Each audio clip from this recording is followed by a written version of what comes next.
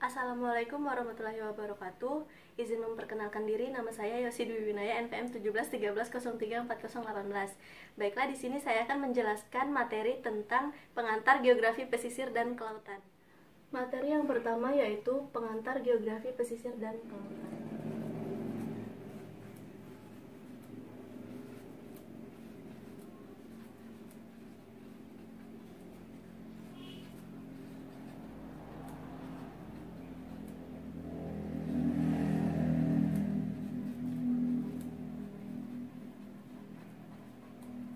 Adapun sub materi yang akan dibahas pada materi ini adalah yang pertama ekosistem pesisir,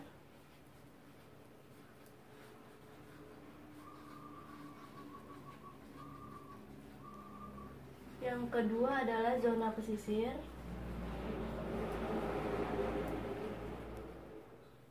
yang ketiga adalah isu dan permasalahan wilayah pesisir,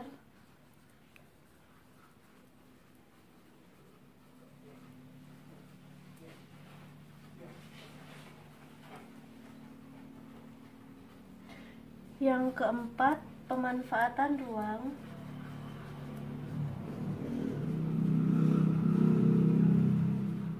dan pulau-pulau kecil,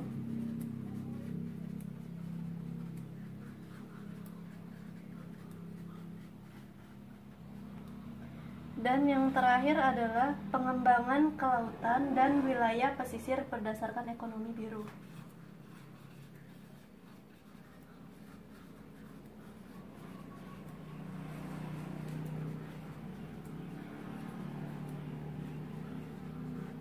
Wilayah pesisir dapat ditentukan sebagai wilayah peralihan atau pertemuan antara daratan dan lautan yang saling terikat dan terkait antara secara sosial dan ekonomi.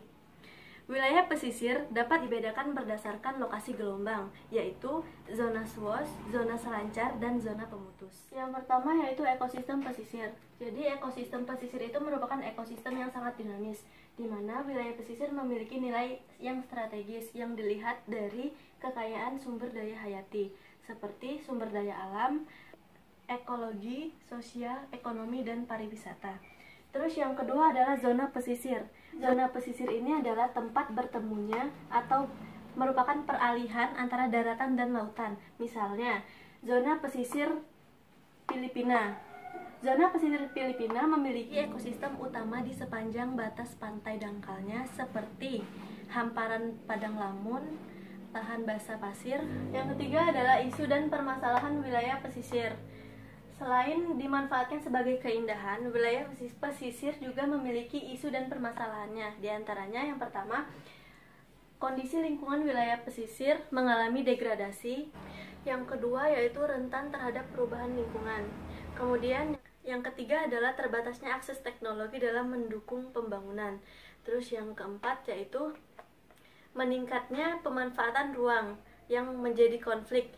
Nah, kemudian berdasarkan isu tersebut, maka pengelolaan yang diharapkan ke depannya adalah dapat memanfaatkan semaksimal mungkin untuk meningkatkan taraf hidup masyarakat.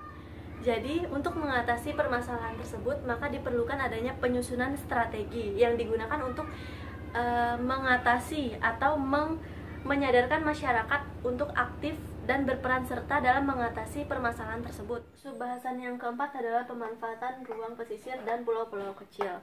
Sebagian besar wilayah Indonesia berupa perairan. Sebagian besar masyarakat memanfaatkan kawasan pesisir serta perikanan dan kelautan. Kemudian, rencana zonasi merupakan rencana pemanfaatan kawasan pesisir untuk masing-masing penentuan perencanaan. Yang kelima yaitu pengembangan kelautan dan wilayah pesisir berdasarkan ekonomi biru. Salah satu jenis pengembangan kelautan dan wilayah pesisir yaitu pariwisata kelautan dan pariwisata pesisir, di mana keduanya saling berkaitan.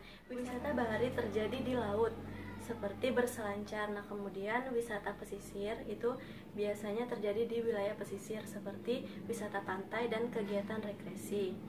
Kemudian pariwisata pesisir dan laut merupakan suatu hal yang penting dan paling cepat berkembang kegiatan ekonomi yang terjadi di laut. Perkembangan wisata bahari dan wisata laut dapat menimbulkan berbagai masalah.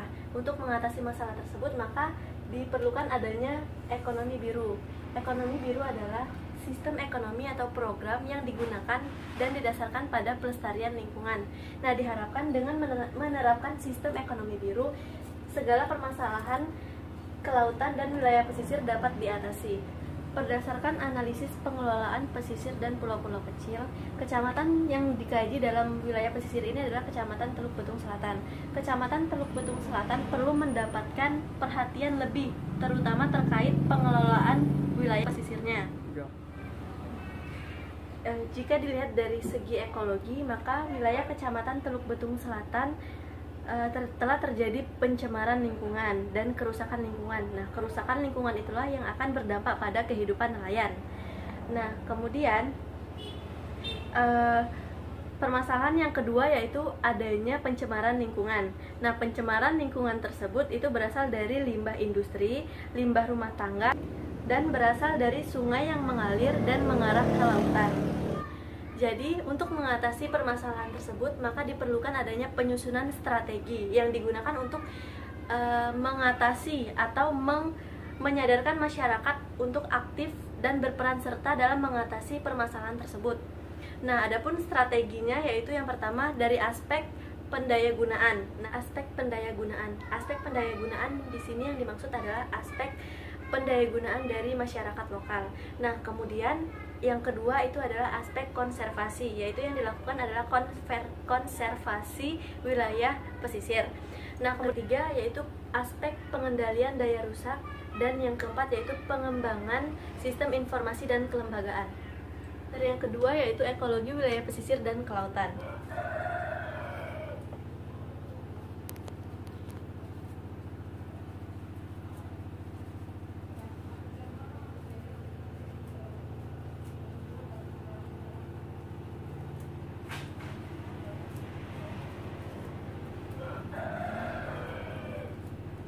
Nah, di sini ada peta administrasi Kecamatan Teluk Betung Selatan, Kota Bandar Lampung. Berdasarkan peta administrasi Kecamatan Teluk Betung Selatan ini, wilayah yang diplot merupakan wilayah Pantai Sukaraja, di mana terletak di min 5,444468 derajat lintang selatan dan 105,289313 derajat bujur timur. Adapun ekologi wilayah pesisir di Kecamatan Teluk Betung Selatan itu dibagi menjadi 4. Yang pertama itu ada hutan mangrove. Terus yang kedua ada keindahan pasir. Yang ketiga terumbu karang, dan yang keempat adalah ekosistem ikan hiu. Yang pertama, keindahan pasir pantai. Secara ekologi, fungsi dari keindahan pasir pantai ini sebagai daya tarik pengunjung untuk datang ke Pantai Sukaraja. Yang kedua yaitu hutan mangrove. Hutan mangrove memiliki fungsi sebagai sistem penyangga bagi kehidupan terestrial dan akuatik. Ketiga yaitu terumbu karang. Terumbu karang memiliki fungsi sebagai perlindungan garis pantai dan abrasi, serta mengurangi dampak terjadinya gelombang dan gelombang badai. Kemudian yang keempat itu adalah terdapat ikan hiu tutul sebesar 15 meter. Menurut manajer program WWF South of Sumatra, terdamparnya ikan hiu tutul ini disebabkan karena adanya kerusakan ekosistem laut. Teluk Lampung bukan merupakan habitat ikan hiu tutul. Kemudian kondisi Pantai Sukaraja sangat memprihatinkan. Hal ini dikarenakan telah adanya pencemaran sampah. Nah, pencemaran sampah inilah yang terjadi akibat dari sampah rumah tangga, sampah limbah industri, dan sampah dari sungai yang mengalir dan mengarah ke laut. Sampah inilah yang mengganggu para nelayan untuk mendapatkan hasil tangkapan ikannya, di mana hasil tangkapan ikannya tersebut telah tercampur oleh sampah plastik. Dulunya pasir Pantai Sukaraja terkenal dengan keindahannya. Dulunya pada tahun 1998 banyak terdapat hutan mangrove, terutama jenis api-api. Kemudian pesona Pantai Sukaraja mengalami kerusakan akibat adanya pencemaran sampah.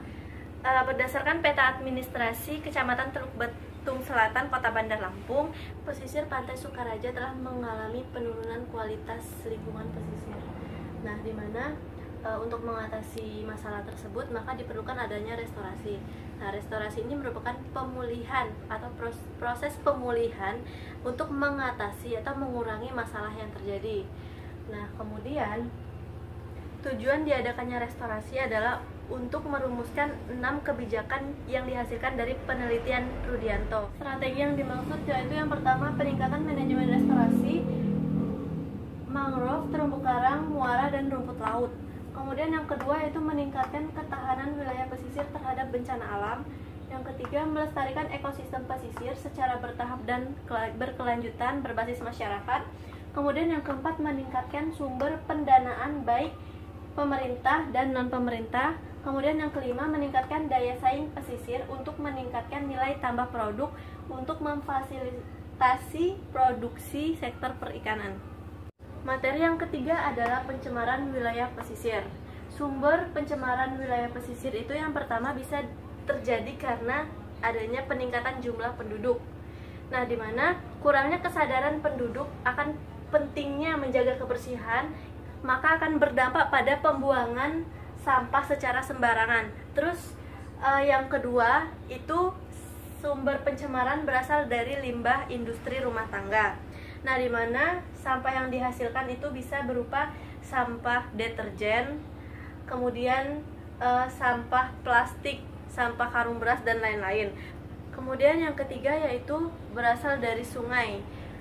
Sampah yang berasal dari sungai yang mengalir dan mengarah ke laut, maka sampah tersebut akan menumpuk di laut. Nah, untuk mengatasi pencemaran wilayah pesisir tersebut, maka perlu diadakan pengelolaan sampah terlebih dahulu sebelum ditempatkan di tempat pembuangan akhir, yaitu di TPA Bakung.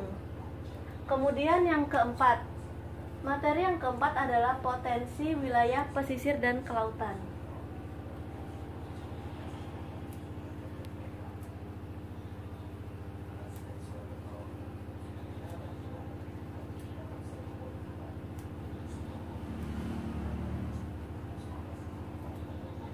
Seperti yang kita ketahui, wilayah pesisir memiliki beraneka-ragaman kekayaan hayati seperti sumber daya alam berupa ekosistem, keanekaragaman hayati seperti biota laut, ikan, mangrove, padang lamun, dan juga menyimpan potensi keanekaragaman non-hayati seperti pasir dan air laut. Kemudian fungsi dari adanya potensi wilayah pesisir dan kelautan ini, yang pertama sebagai penyedia barang dan jasa, yang kedua sebagai fungsi pengaturan, fungsi budaya, dan fungsi pendukung. Nah, materi yang kelima itu yaitu pengelolaan wilayah terpadu.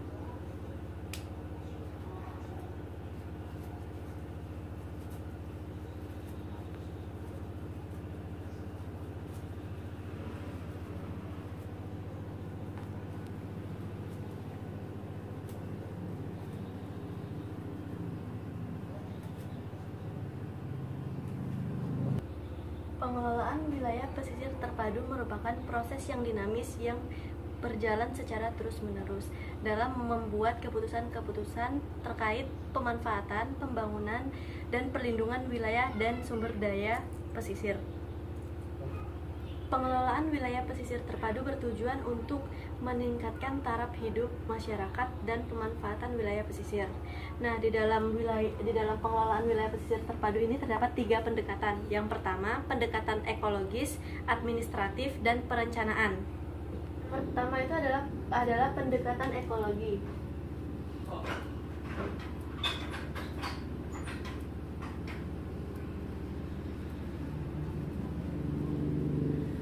Wilayah pesisir didefinisikan sebagai kawasan daratan yang masih dipengaruhi oleh proses dan dinamika laut seperti pasang surut, intrusi air laut, dan kawasan laut yang masih mendapatkan pengaruh dari proses dan dinamika daratan seperti sedimentasi dan pencemaran. Kedua itu ada pendekatan administratif.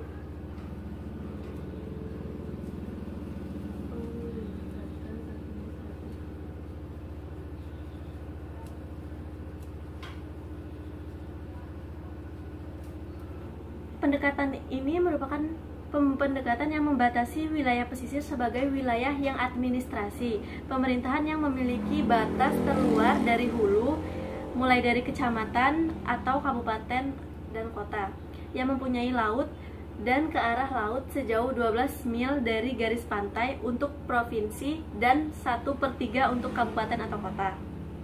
Yang ketiga yaitu pendekatan perencanaan.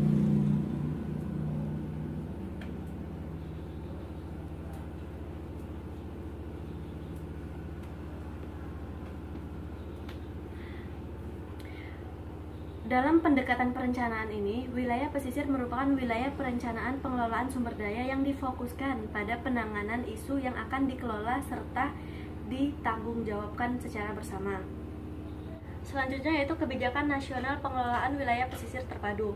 Dalam hal ini, pengelolaan wilayah pesisir dan laut secara terpadu menjadi penting dan relevan untuk mengurangi potensi permasalahan yang ada dan ancaman sekaligus mampu mewujudkan tujuan pengelolaan sumber daya dan lingkungan wilayah pesisir dan laut secara berkelanjutan. Kemudian, pemerintah Indonesia melalui Departemen Kelautan dan Perikanan telah menerbitkan surat keputusan, di mana surat keputusan Menteri Kelautan dan Perikanan yaitu nomor 10/MEN/2003 tentang panduan perencanaan pengelola pesisir secara terpadu. Tujuan penerbitan panduan ini adalah yang pertama, untuk menyediakan panduan bagi pemerintah provinsi, kabupaten atau kota, pihak swasta maupun masyarakat dalam perencanaan pengelolaan wilayah pesisir secara terpadu. Kemudian yang kedua adalah memfasilitasi pihak-pihak yang terkait dalam mengikuti proses dan tahapan perencanaan pengelolaan pesisir secara terpadu. Kecamatan Teluk Betung Selatan merupakan salah satu kecamatan yang ada di Kota Bandar Lampung yang berada dekat dengan Teluk Lampung. Teluk Lampung merupakan pelabuhan perikanan yang berada di selatan Pulau Sumatera. Kondisi geologi Kecamatan Teluk Betung Selatan. Peta geologi lembar Tanjung Karang menunjukkan kondisi geologi di Kota Bandar Lampung, di mana di dalamnya terlihat jelas beberapa patahan yang melintasi Kota Bandar Lampung. Berdasarkan peta geologi Kecamatan Teluk Betung Selatan, Kota Bandar Lampung, formasi geologi yang ada di kecamatan tersebut terbagi menjadi 4 formasi, yaitu formasi aluvium, batuan gunung api kuarter muda, formasi Lampung, dan formasi Tarahan. Formasi aluvium. Formasi aluvium merupakan formasi yang tersusun atas kerakal, kerikil, pasir, lempung, dan gambut. Berdasarkan peta geologi Kecamatan Teluk Betung Selatan, Kota Bandar Lampung, formasi aluvium berada di sebagian kecil Kelurahan Wailunik dan berbatasan langsung dengan pesisir pantai Teluk Lampung. Yang kedua adalah formasi batuan gunung api kuarter muda. Formasi ini merupakan formasi yang tersusun atas lava, breksi, dan tuf. Formasi ini ditandai dengan warna coklat muda yang berada di Kelurahan Pecoh Raya dan Kelurahan Gedong Pakuan. Biasanya berada dekat dengan gunung api di wilayah sekitarnya. Kemudian yang ketiga adalah formasi Lampung. Formasi ini merupakan formasi yang tersusun atas tuf berbatu apung, tuf riolitik, tuf padu tufit, batu lempeng tufan, dan batu pasir tufan. Berdasarkan peta geologi Kecamatan Teluk Betung Selatan, Kota Bandar Lampung, formasi ini ditandai dengan warna krem, di mana formasi ini tersebar di Kelurahan Pesawahan, Kelurahan Kangkung, Kelurahan Sukaraja, Kelurahan Garuntang, dan sebagian besar Kelurahan Teluk Betung, sebagian Teluk Betung, dan sebagian Kelurahan Wailunik. Kemudian yang keempat adalah formasi Tarahan. Formasi ini merupakan formasi yang tersusun atas tuf padu, breksi, dengan aneka bahan sisipan rijang. Berdasarkan peta geologi Kecamatan Teluk Betung Selatan, Kota Bandar Lampung, formasi ini ditandai dengan warna coklat tua yang berada di Kelurahan Talang, sebagian Kelurahan Teluk Betung, Ketapang, dan sebagian Kelurahan Wailunik. Tanah ini tersebar di wilayah Kelurahan Pesawahan, Teluk Betung, Talang, Kelurahan Kangkung, Sukaraja, Garuntang, dan sebagian Wailunik. Kemudian jenis tanah latosol potsol.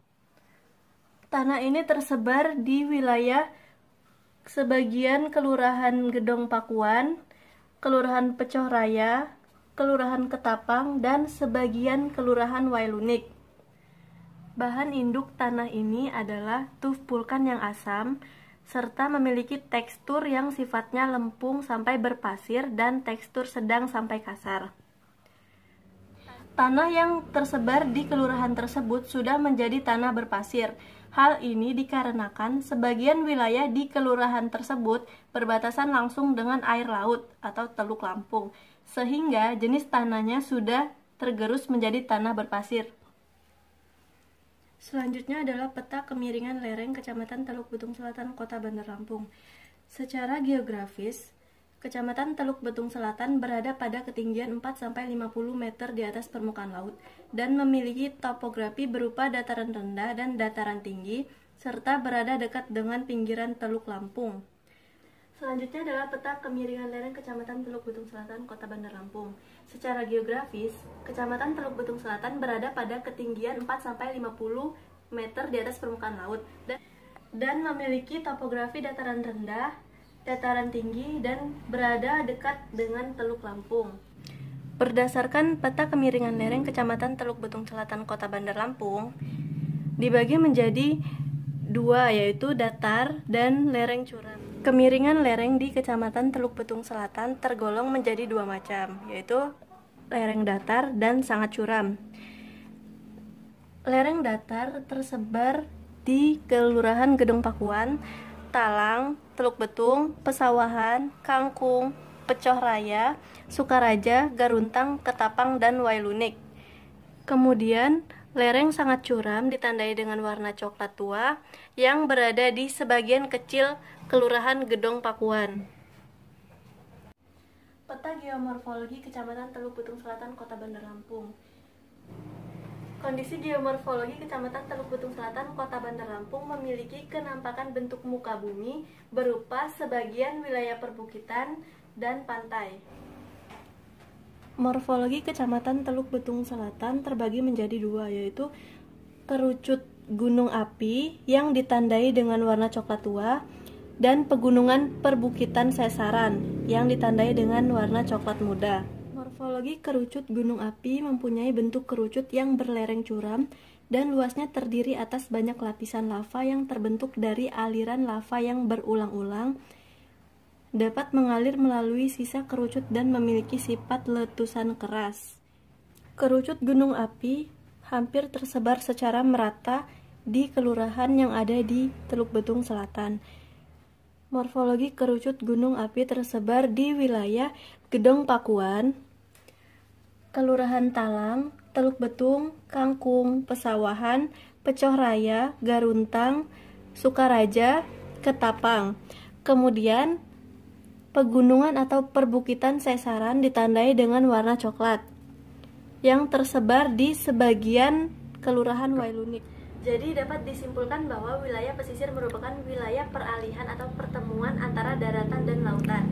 Nah, di mana di wilayah pesisir ini terdapat ekosistem pesisir. Ekosistem pesisir merupakan ekosistem yang bersifat dinamis, yang ditunjang dari keanekaragaman atau kekayaan hayati dan non-hayati.